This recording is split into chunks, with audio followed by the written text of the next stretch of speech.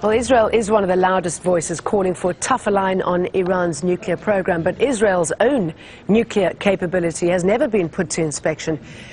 Even so, this is what is known. Israel has 2 nuclear research centers at Dimona and Sorek. Latest estimates suggest Israel's produced at least 118 warheads with weapons-grade plutonium.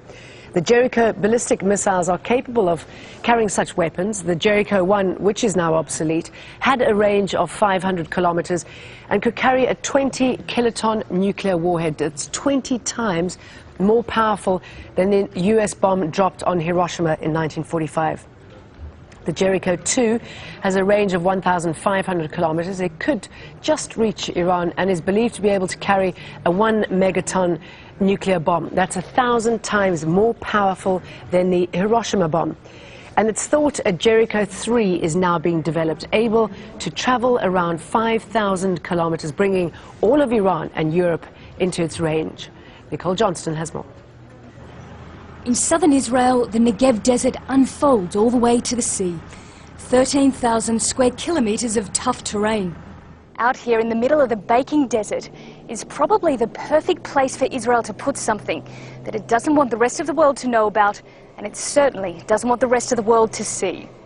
And that something is the Nuclear Research Center Negev, also called Dimona. Shrouded in secrecy, this facility is closed to inspectors from the International Atomic Energy Agency, and that's because Israel has never signed the Nuclear Non-Proliferation Treaty. John Large is a nuclear expert and says despite the election of President Obama in the US, it's unlikely Israel will ever come clean about exactly what goes on at Dimona. You can't change the lobby, the industrial military complexes of America, that incredibly powerful political group. Your generals don't change. They take years to change. Your president can change quickly.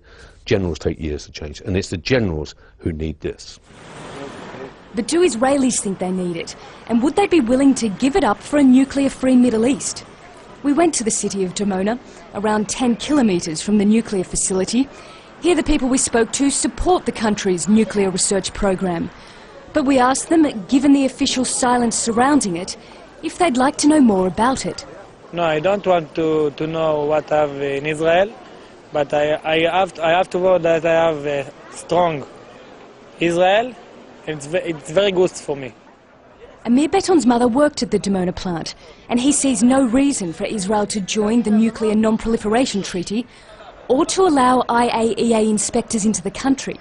If it's come all the inspectors over there, all the country can see what you have over there. It's not good. But not everyone we met was content to stay in the dark about Dimona.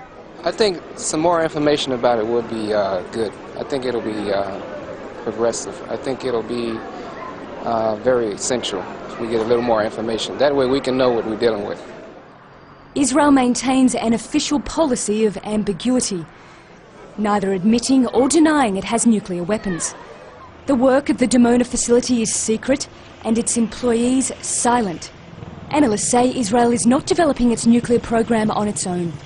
So clearly to maintain and develop its nuclear weapons and its missile and delivery system requires overseas help.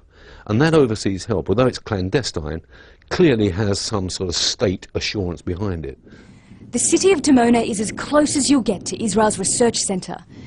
And while the West focuses on Iran, Israel's nuclear program goes on unchecked, far from the spotlight. Nicole Johnston, Al Jazeera, Dimona.